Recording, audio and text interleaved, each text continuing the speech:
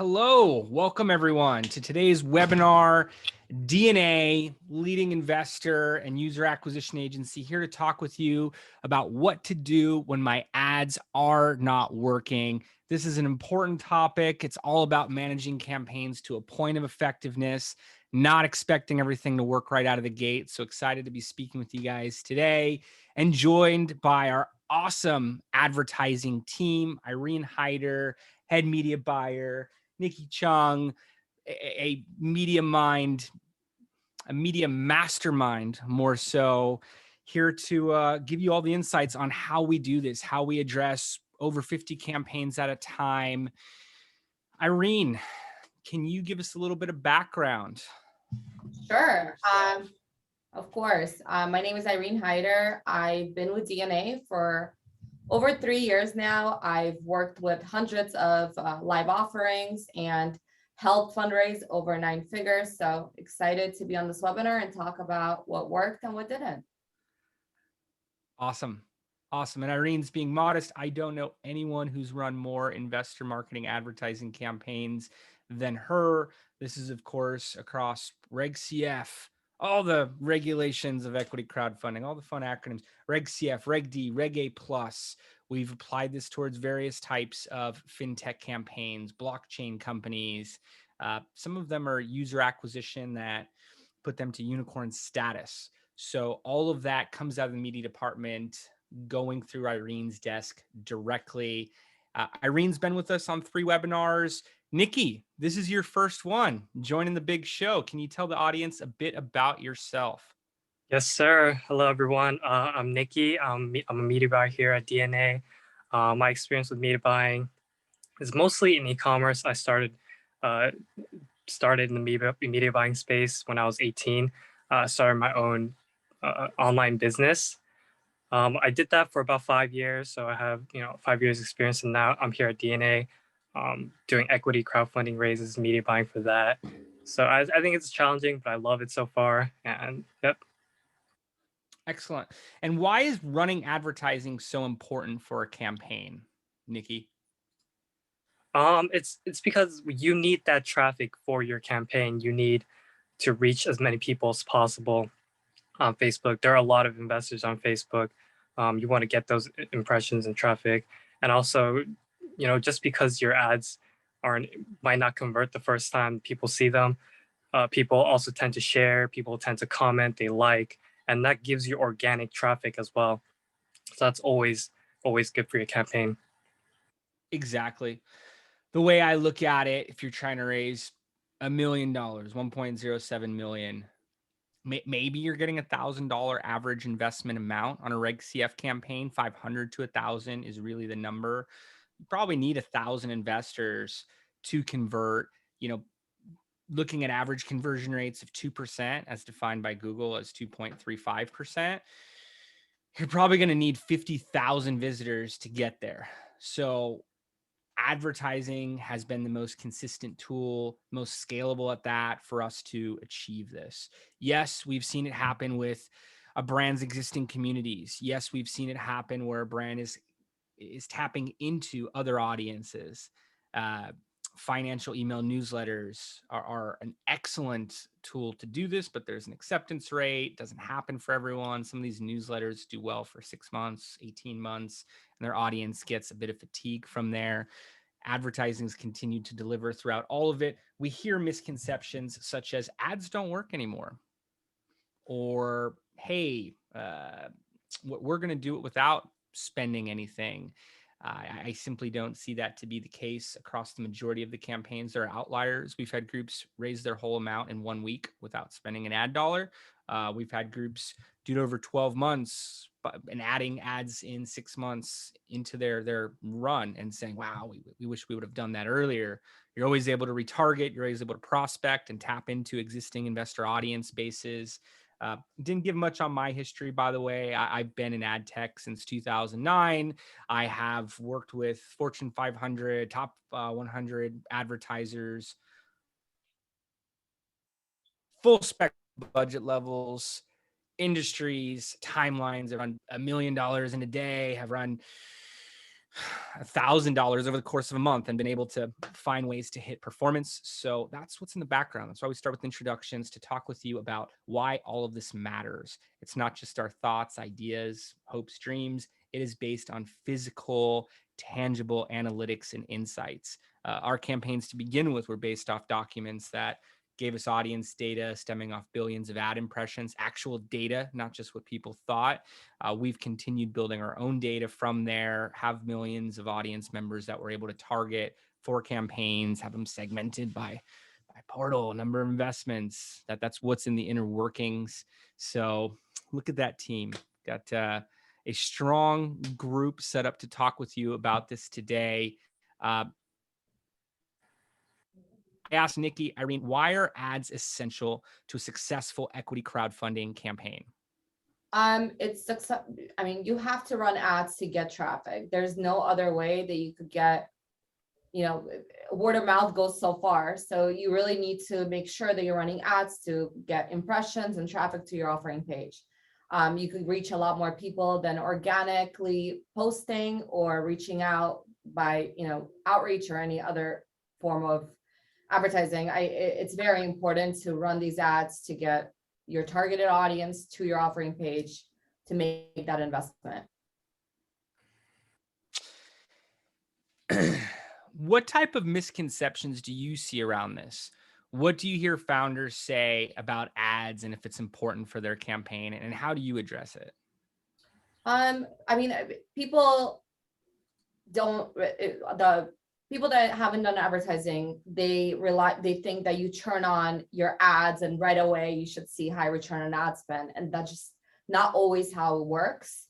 There's just so many things that need to go together for it to be a successful campaign. So it's not just turning on ads. It's about the strategy that we put together to turn these ads to make sure that they are targeted to the right audiences, that the issuers on their side are doing what they need to do to make sure the momentum is there. And it's, a lot goes in from our, advertising department, content department, graphics, like everything has to work for the campaign to be successful. So I think the biggest feedback that I get is, why are my ads working? It's, week one of running it, they barely had, that much traffic to their campaign, but they're always wondering, why am I not seeing a 10x right off the gate? So. Exactly. It's such a great thing to point out. And for us, it's not a matter of will ads work as much as how to get these advertisements to work. So we'll talk about setups and what we do to make sure a campaign is going off in the right direction. But from there, the way we really measure marketing talent is, what do you do when a campaign is not working? Again, given the sentiment of today's campaign, that's what separates out media buyers from someone who just went through the Facebook 101, or I should say Meta 101, on what to do on their campaign. So we talk about why they're essential. Nikki, can you elaborate on this a bit more? What type of targeting does Facebook allow you to do?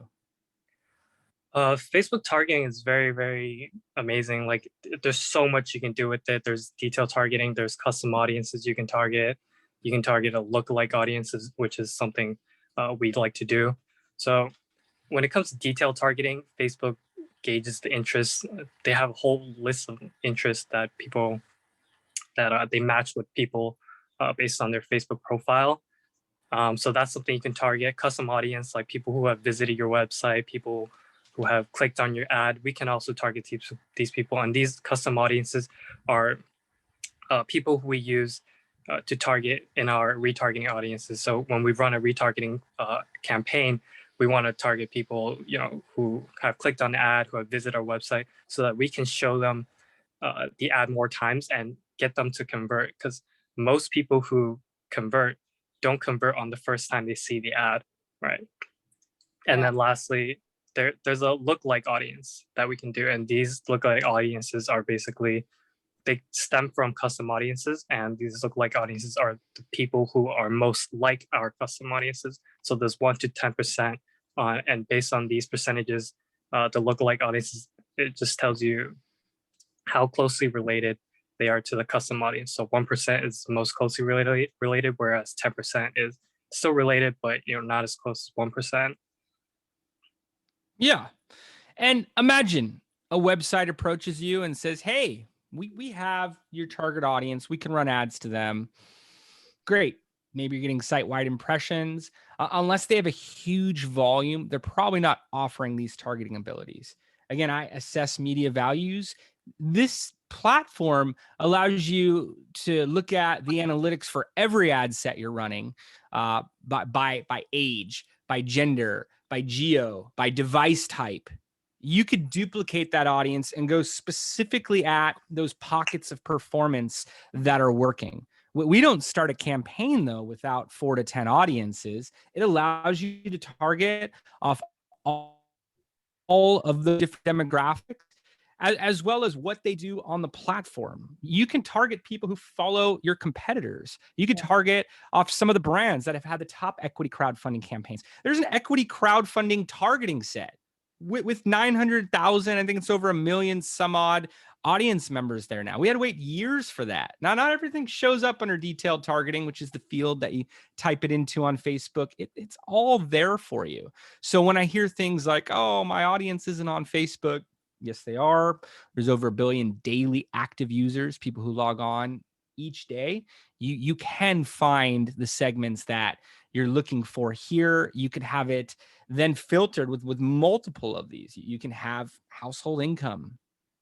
You could have net worth, home value. It's amazing the data that you're able to access directly with Facebook. And it's part of your CPM, the cost per thousand impressions, the rate that you're buying the advertising at. It's all baked in there. You're not paying a separate data vendor like I've had to since the early days. You're not buying an email list and trying to upload it and seeing the match rate, which hopefully you get 70%. Irene, anything to add to this? Anything in terms of targeting that you want to point out to the audience here? Yeah, so I definitely think that, to piggyback of what you said, narrowing it down is so important. I think that, these audiences could be very broad too. So even if we're doing a lookalike audience, we like to narrow it down, to the exact person who it is, whether it's a person that likes to shop organic and go biking on the weekends, we could target that person. So it's very important to just run audiences that are super targeted to, who our potential investors or who, this could appeal to. Exactly. And when you look at what to do when your ads are not working, the first thing you need to analyze is audience. Yeah. So I would like you to set it up during the strategy stages, and you wouldn't believe how many groups look to skip strategy. Hey, let me go live with my ads tomorrow. Can I see performance tomorrow? I want 10x by next week. I want a good cost of capital. That's great. Follow the advertising best practices. Start with strategy. Check out our webinars on how to build an 8-point marketing plan. Look at the industry overviews, the competitor marketing audits. You get a roadmap. Success leaves clues. You could see what they did for their advertising. Then from there, map out your audiences. So as Irene was saying, what do these folks do on the weekends? Who are their biggest influences? When do they go online? What do they do when they're online? What pages do they engage with on social platforms? A lot of the times you may be thinking too broad. Sometimes you may be thinking too narrow. Don't go off your assumptions. It doesn't matter. You can't take that to the bank and be like, hey, these are my thoughts. Yeah. You can take numbers. You could access more capital. We're part of investor conversations where founders saying, hey, DNA, tell them the return on ad spend we're getting. And if they give us another 50K towards advertising, 100K towards advertising, what it'll produce. That's real actionable data, but you're only going to accomplish that by setting up the right variant tests and seeing what the performance, seeing what the results look like from there. But you need to base it on actual metrics. Speaking of that, Nikki, can you tell us a bit about metrics? What are the KPIs? What are the key performance indicators, the measurements that both us as the marketers as well as the administrative team are aligning on in terms of what yardstick, what ruler we're going to be gauging the campaign with? Yeah, so some KPIs, some metrics that we're looking at here. when it comes to Facebook ads is click-through rate and a cost per click. Those are some of the metrics that we look at right now, because especially after iOS 14, where it's difficult to really gauge how many purchases or investments we have, what our ROAS is. Secondary metrics like click-through rate and cost per click become really important. So click-through rate, we want to see at least over 1%, 2%. Those are the average. We want to be over 2%, and that's better. Cost per click, we're looking at an average, I would say, is $1, but anything above that to about like under $2 is still good. Under $1 is excellent. That's awesome. So yeah, those are some KPIs. It's important that we have a high click-through rate, because that really tells us, is our ad engaging? Is our ad interesting? And are people clicking on the ad? Are people clicking to either engage with it, to see more of the copy, to click to watch the video, click to go to the landing page, right? And then closely related to it is the cost per click. Are people clicking on your ad, clicking on the link to go to your landing page? And you really want a low cost per click to drive as much traffic as possible. Yeah, and to talk through like click-through rate, it's super important. The way you get a high click-through rate is by targeting it to the right audiences and making sure the creative appeals to them, so they're actually clicking through to your offering page. And definitely want to shout out our creative team, because our click-through rates have been off the roof this past couple months. So yeah. Irene, I'm going to play the role of the founder for a second. We don't care about clicks. All we care about is investments. Why are you talking about the click-through rate? So the click-through rate shows that we're targeting the right audience, that our ads are appealing to that audience, and that there could be a bigger issue, not the ads. Maybe it is the landing page. Maybe it is something on the offering itself that people are not finding converting. Our job is to identify what it is and get it to work. So if something is not clear on the landing page, we don't just blame the landing page. We make an ad to explain why why it's not clear, and give it answers that make it so the investors feel more comfortable to invest all the way through. Absolutely. It's an algorithm. It requires the right education. Groups that say, hey, why are you talking about these other metrics? It's because the amount of impressions equates to the amount of clicks. Nikki was given metrics there. Nikki, those are actually aggressive. I was searching this morning. I saw 0.89% is the average Facebook click-through rate. As you said, too, we've always referenced 1 as the average.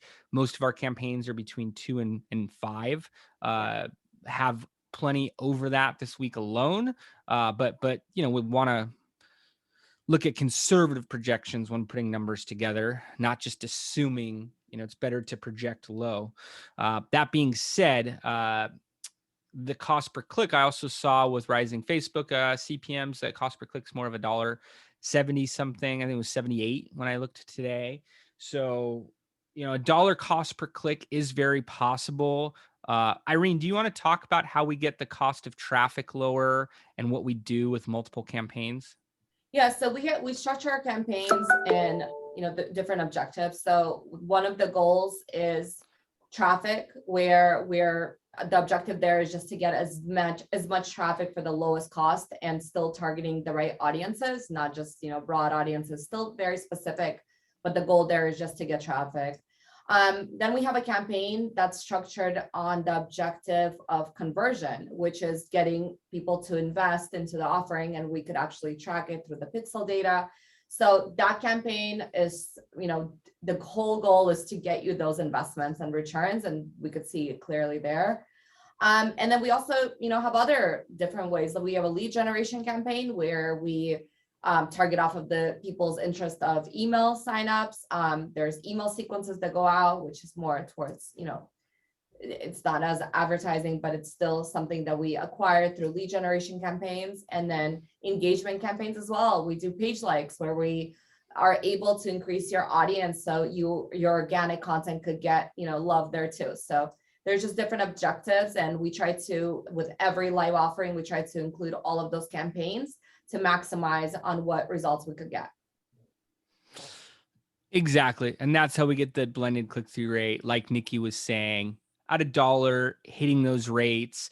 If we're paying too much for traffic, if we're paying $4 or $5 a click, which I do see auditing other agencies, other platforms who run these ads, it just sets you up for too high of an acquisition cost if it's working. If it's not working, it's still tough because at a $5 cost per click, you may be $500 into a single ad set, $2,500 into the campaign, not seeing performance and ready to write the whole campaign off when 100 clicks is nothing. It's inconclusive data by definition. In fact, if I brought 100 people in off the street, I would still be saying, this is really just a sample. 100 clicks, you're not even getting people's full attention. You're getting glimpses of not even full page loads, and looking at that data, trying to assess what's occurring.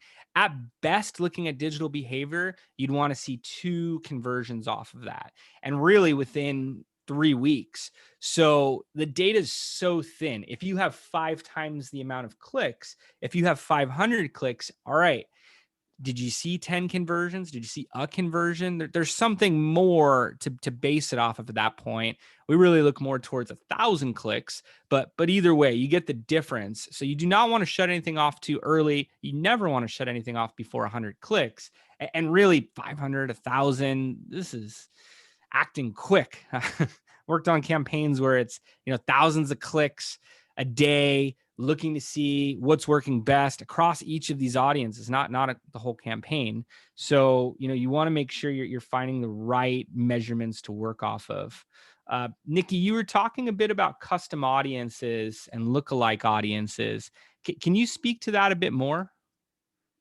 Yeah, of course. So when we're talking about lookalike audiences, we have at DNA we have lists of investors, and we upload these email lists to Facebook, and Facebook will actually match those people on the email to their Facebook profiles, and they come up with a data set, and with this data set they match.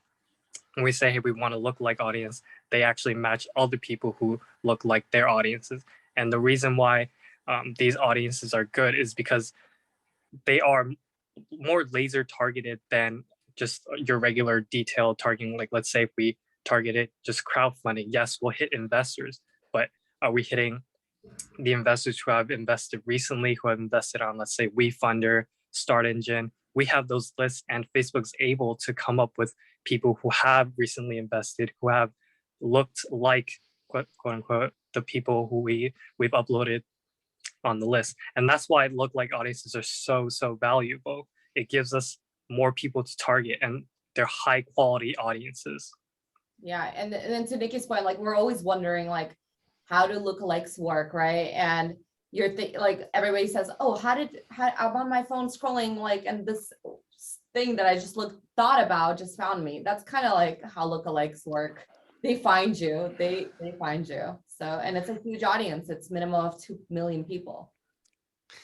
You can go to lunch, shake hands with somebody that and start to get targeted off the ads that they're seeing based on the fact that your IP addresses were at the same place at the same time. Yeah. Which is disclosed. There are other theories on how this lookalike targeting takes place, but this is from the mouth of Mark Zuckerberg of how a lot of this happens. So let's say I'm getting retargeted with golf equipment, and we're at a team lunch later that day. Irene's seeing golf ads and thinks about hitting the courses, but is wondering, wow, it's so weird. Jason was talking about golf. Everyone's golfing. That's how some of this is built out. So if you're going to conferences, if you're going to investor meetups, if you're going to pitch lunches, the ads you see, the ads they see, cross-pollinate. Very true. Yeah. And then a funny story, actually. I before I was on DNA, I did an interview with Jason, right? And then like the day after, Facebook was like, people you may know, Jason Fishman. I'm like, oh, I might know this guy, So I never even searched your profile. They just knew like, oh, I had an interview with this guy or something. So yeah. It has all the data. I'm still waiting for that friend request, Nikki. I got you today. Excellent. Nikki, you mentioned iOS 14.5. You want to pick up conversations about that? What happened late April last year, 2021?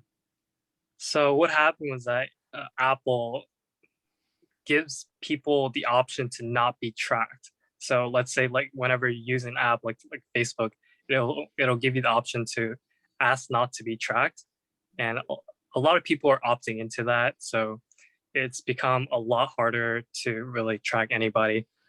People who we can track are those who have opted in to be tracked, or two are using Android devices, and that's really about only like a 30% of people. So we're only really accurately tracking 30% of the time.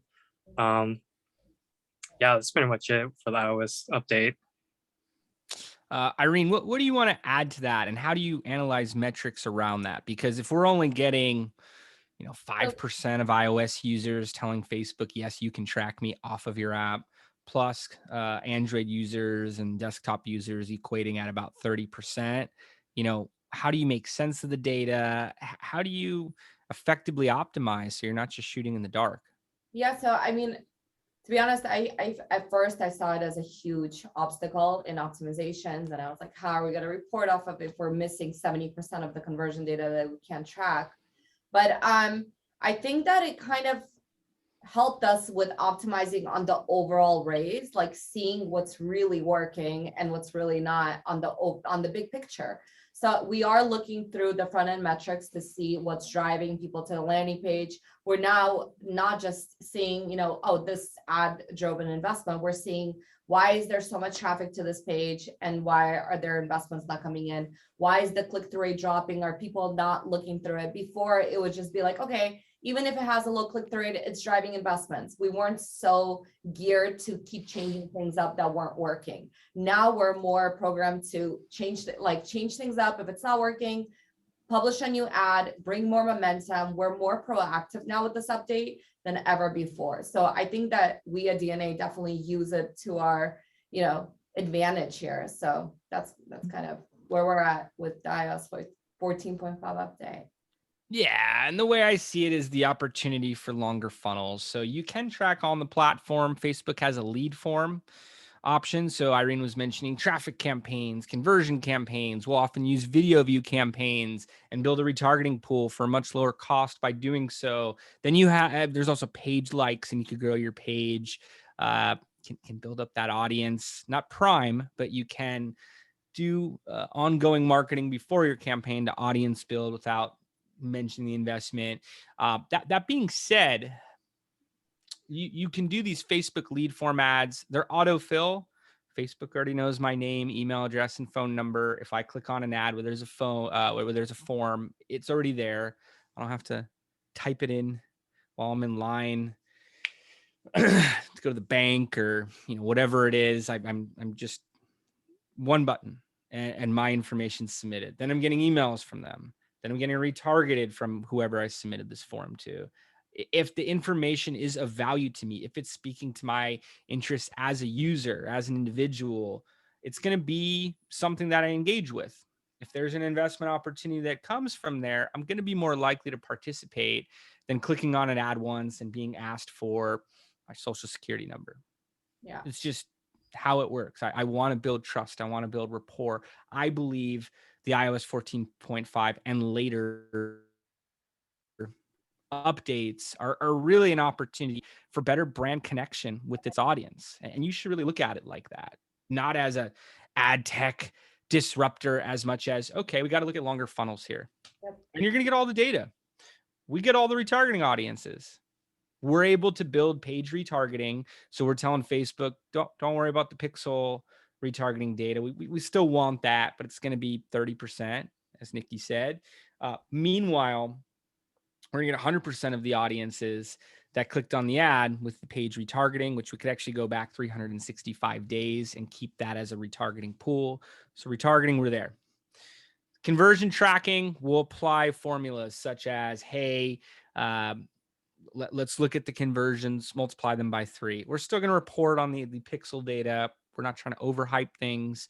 But as marketers, if we're trying to make an analysis, if we see the total amount of conversions, if we see the Google Analytics traffic breakdowns, if we get a sense of what traffic's coming from where and how those sources were touched by other channels, we could get an idea of where to optimize towards. None of this is for vanity metrics.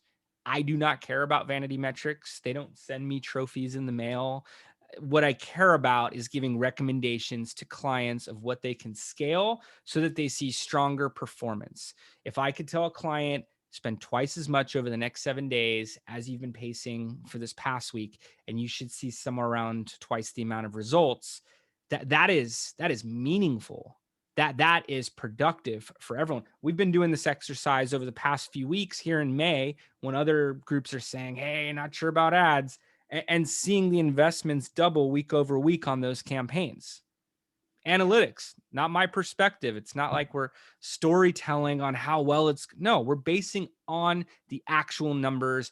That's what I care about. It's not, well, this pixel tracked this and this tracked that. And I didn't see it on Google Analytics, which is ultimately a tool to measure Google ads.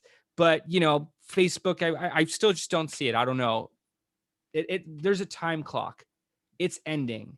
You have a minimal amount of time to raise a lot of capital from a lot of people, part of a much larger subset of audiences that have been to your page. We need to give you the right recommendations so you can do that. When we have a campaign that ends at 600K and they wanted to raise $1 million, we ask ourselves, hey, what could we have done to get them there? And this is usually the answer. It's usually ramping things up quicker. It's not, hey, we did 600K at 15X. We're so awesome. It's no, the company really needed $1 million. We fell short. So that's why we take this so seriously.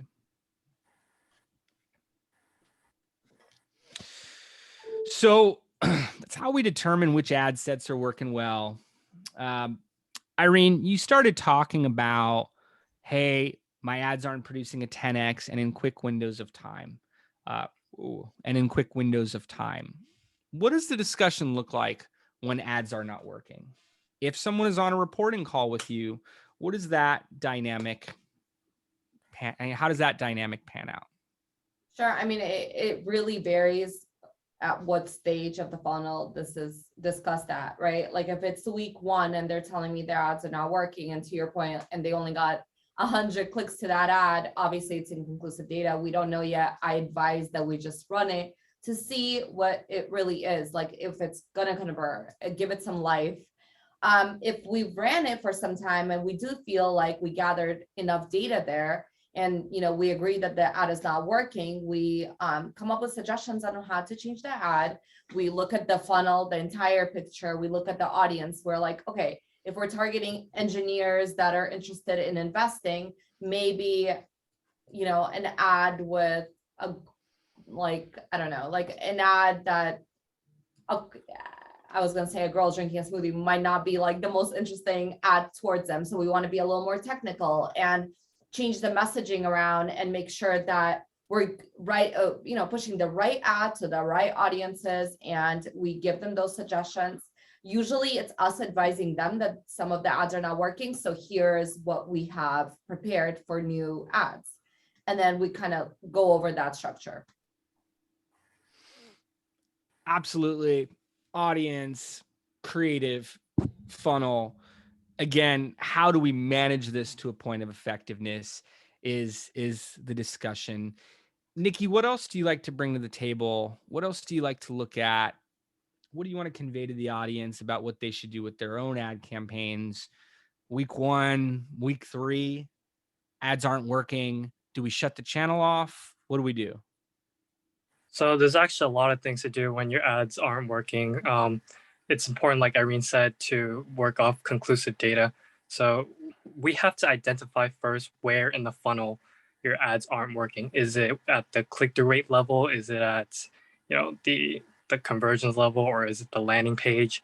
Where is it not working? So if your click-through rate is really low, it just indicates that one, you don't have a interesting, enticing enough offer on your creative, on your ad copy, or 2, you're not targeting the right audience. So, click through rate, links to those 2, you want to fix those 2 before you move on to think about your conversions, right? If you are getting the clicks, if you have a high click through rate, people are landing on your page, but you're just not converting, then it could very well possibly be your page, right? So on any crowdfunding platform like Start Engine, WeFunder, all those, the first thing people see is the campaign video. So is your campaign video good? A lot of mistakes I see on the campaign video, number one mistake is that people are selling their product, they're not selling the investment. So yes, like it's important to tell other people, tell investors why your product is good, but it, you have to, at the end of the day, sell the investors on the investment. These aren't your customers, they're investors. So yeah, that's one thing for the landing page. Another thing is, are your top reasons to invest short and sweet to the point? Are you writing a whole paragraph that people aren't really interested in reading? One of the big things about marketing is that you really want to keep it short, keep it simple, keep it to the point, so that people with short attention spans don't just see a whole block of paragraph and just kind of get scared and shy away from it. So yeah, that's another thing. Like your top third of your page should have already sold the investment, and the rest of the page is just a bonus to what you're already offering. Yeah. And then sorry, Jason, go ahead. No, keep going. Yeah, I think it's very, if they start with us during the strategy before they launch their page, it's, we advise on like how to structure the page. So what we've seen convert. So we definitely touch on the video and the bullet points of top reasons to invest and all of the things that we've seen successful. So if they're already live, we can't really go back because there's obviously a fee sometimes associated to any changes on the landing pages, where we actually create the landing pages ourselves that we've seen convert, and we just use that as a funnel to get to their page sometimes. Go ahead, Jason. Oh, I didn't raise my hand. You can keep going. Oh, no, okay. No. You have the mic. All right, yeah. And then another thing is the way we structure, I think it's important that we structure these ads in a way where everything is very clear, like to Nikki's point, that it's like punchy one-liners, everything is a headline. Think of, capturing 15 seconds of people's time. So that's kind of like how we structure our ads when we push them forward. So what I'm hearing from you guys is this isn't a case of are investors interested in buying shares in my company or not. It's more of a process of elimination and enhancement of digital marketing. What do I change about my page? Who am I targeting? What is the messaging? Let's look at the page. Is this resonating? Is that resonating? Is the video good? Do I think it's good? Am I getting this from analytics? Have I done a focus group? Even from a group of people that I know directly, what am I basing this on to know my campaign is going to work? Something I'd like to point out is some of the portals have different processes than others in terms of changing your landing page, changing your offering page during the live campaign. But notice we put the word landing page here. So, if you're required to submit a new Form C and show your page and the updates, and there's a timeline, a cost, these different things are occurring, there are other options. You don't have to come back to us and say, hey, that's completely wrong. We spoke to a portal. They said we can't change our page. Let's create a landing page. Yep. Why do you have to drive advertising traffic to your offering page? Let's have a new video. As Nikki's saying, let's get you in there, lead investor, strategic partner. Come on in, talk about how great everything that you guys are doing is. Yes, you'll want to use some of that information as a portal update, and so everything's available on your offering page, but take them somewhere where there's an easy conversion, an email sign up. Take them where it's a video view, and we'll retarget off that and then bring them to a different page. There's a lot of different things that you can set up that don't require you to have to change that offering page. So when you're looking at this and you're saying, okay, it's my landing page, optimizing the landing pages we talked about, campaign video, top reasons to invest, the general offering, you want to make sure your audience knows this to the point to where they can pitch you. Not just to the point where they get it, but where they can actually do the selling. What else do we want to do here, Nikki? Yeah, so obviously, like Jason said, you want the investors to be able to pitch you within, your offering, right? You want people to really understand what you're selling, what your investment opportunity is.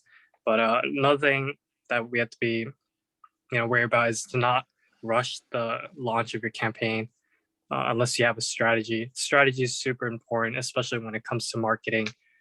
Nothing can be rushed. If you rush, you're set up for failure, to be honest. So it's important to have a really written out strategy so you know what you're doing every step of your marketing funnel.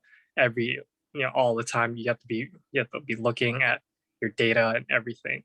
Um, and sometimes people are clicking onto your page, your offering page, your landing page, whatever it may be.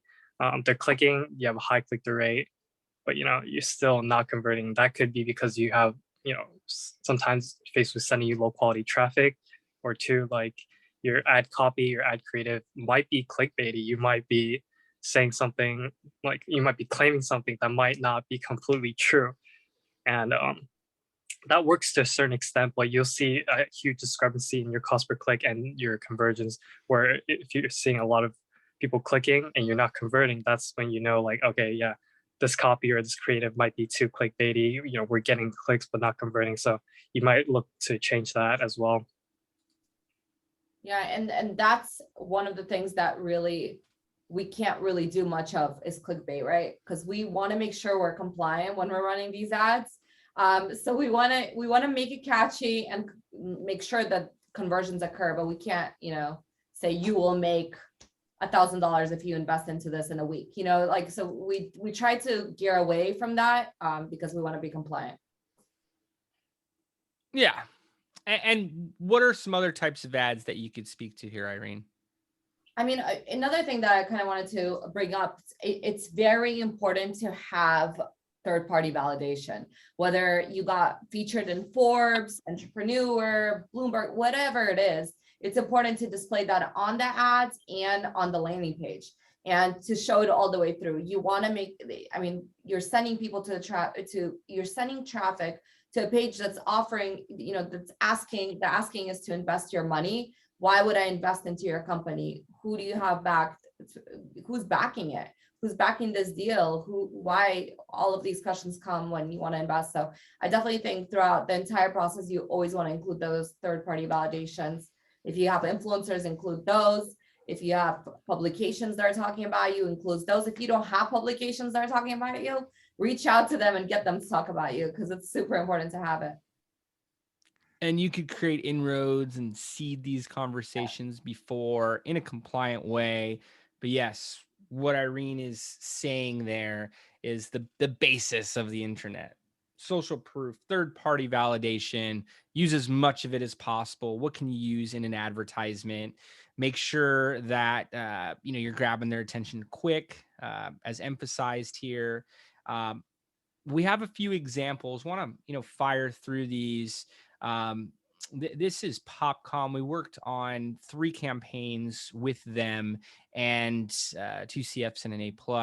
And we saw a moderate launch to the ads. There were some changes, there were some additions made, actually exactly what Irene's saying. As you could see here, Don Dixon, CEO, beyond notable, powerhouse founder, and her and the team, Jared, everyone over there were proactive throughout the entire initiative. It made our job easy.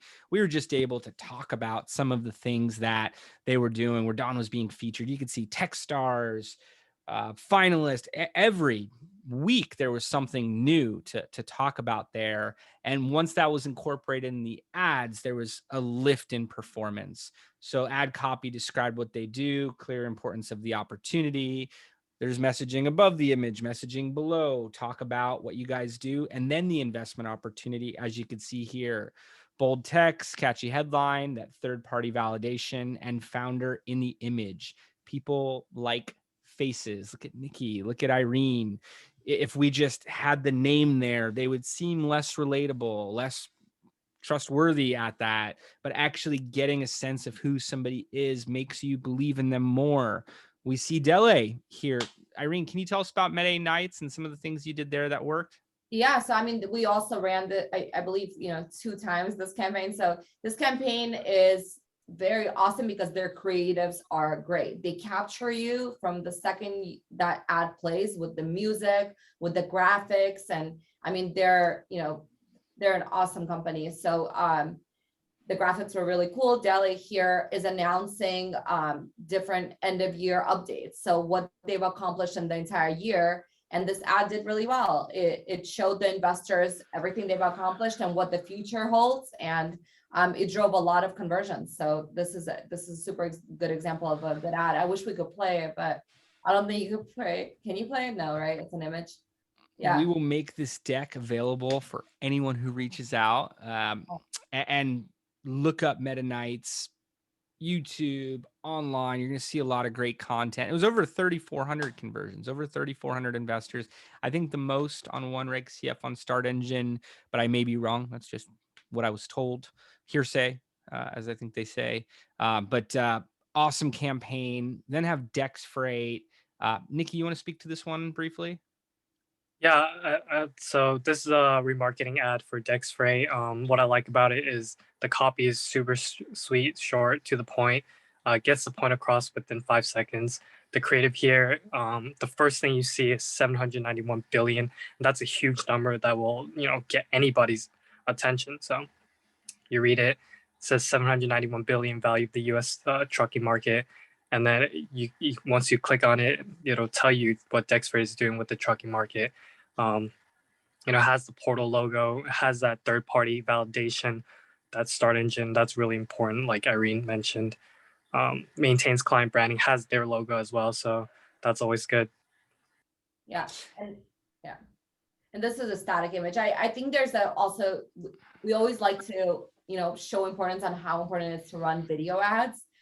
Video ads are very important, but some static images do really well too. And this is a good example of a static image that could do, that did well because it does show the market opportunity, the industry, and people, it's definitely a clickable ad. Vamper, there we go. We just finished this campaign recently. This campaign did really well. I believe on pixel data alone, they were at about 20x, or maybe 30, yeah, like 19 to 20x. This ad was, it shows urgency. It shows there's only 24 hours left to invest, captures attention, shows the industry that they're in with an artist in the background. Obviously they're on WeFunder, so has the WeFunder logo, and then explains the urgency of the copy itself. It mentions it being, the world, there's number one in there, adds a bunch of validation there. Nick, you want to speak to Caddy? Caddy, and this is a good ad because it says Forbes. That's like one of the first things I know is Forbes, and then Amazon. So those are some big names. Those are some catchy names that jump out at you when you first look at it, and you start wondering, hey, like, what about Forbes? What about Caddy? And how is that related to Amazon, right? And it is published there, right? So this is like, and they got a publication and we ran it as an ad. That's why it's super important to do that. And I actually like the ads that we ran that had the founders in them. Yeah.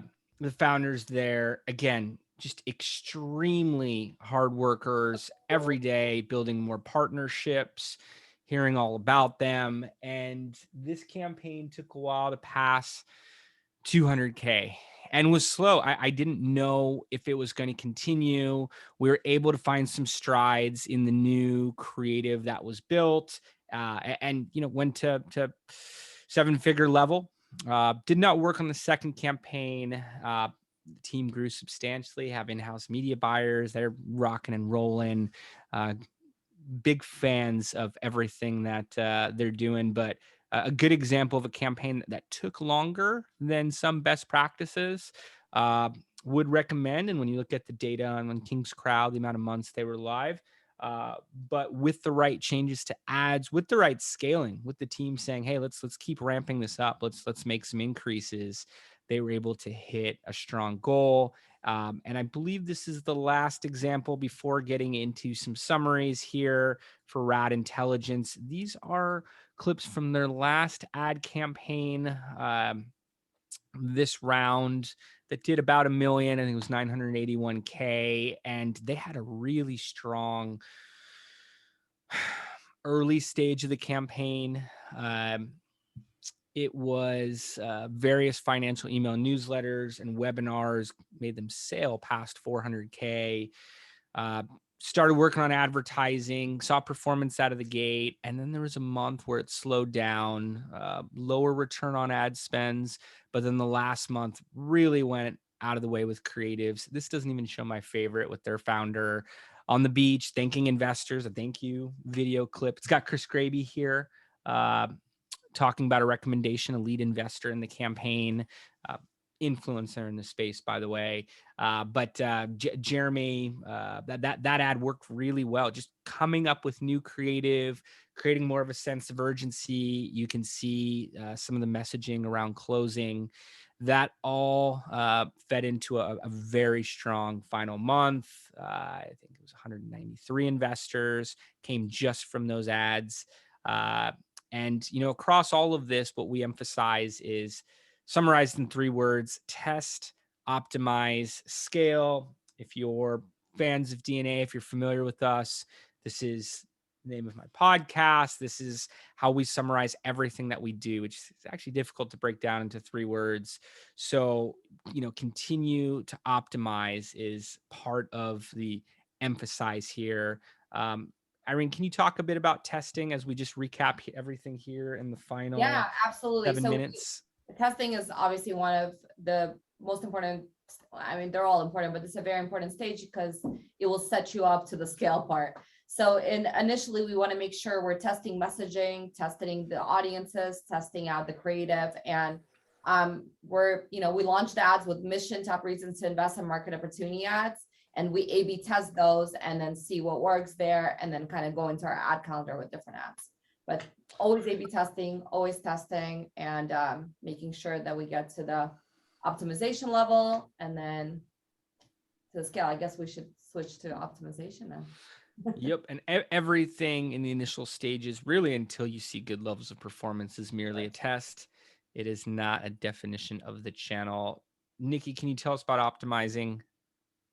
Yeah, so optimizing comes down to several different factors. You want to always look at your metrics, especially your click-through rates, your cost per click, how many conversions you have, and those all tell you what you need to optimize and where.